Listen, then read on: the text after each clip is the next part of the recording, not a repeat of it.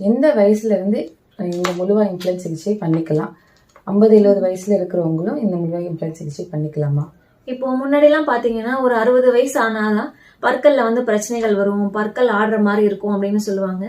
ஆனா இப்ப இருக்கிற இந்த காலகட்டத்துல மாறிட்டு வர உணவு பழக்க முறைகள்னாலையும் சரியா தூங்கல, சரியான நேரத்துக்கு சாப்பிடல, அளவுக்கு அதிகமான ஸ்ட்ரெஸ், டென்ஷன் இந்த மாதிரி விஷயங்கள் இருக்கும்போது ஒரு 60 வயசுல வரக்கூடிய பல் பிரச்சனைகள் இப்போ 25-30 வயசுலயே நிறைய பேருக்கு வருது.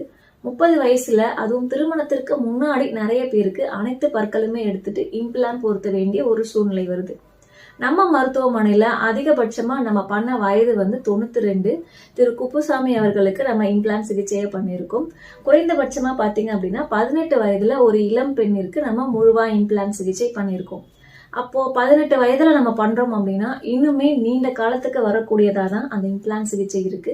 92 வயதுல அந்த சிகிச்சை பண்ணியிருக்கோம் அப்படின்னா அந்த வயதுல உள்ளவங்களும் தாங்கிக்க கூடிய ஒரு அளவுக்கு தான் இந்த சிகிச்சை இருக்கு.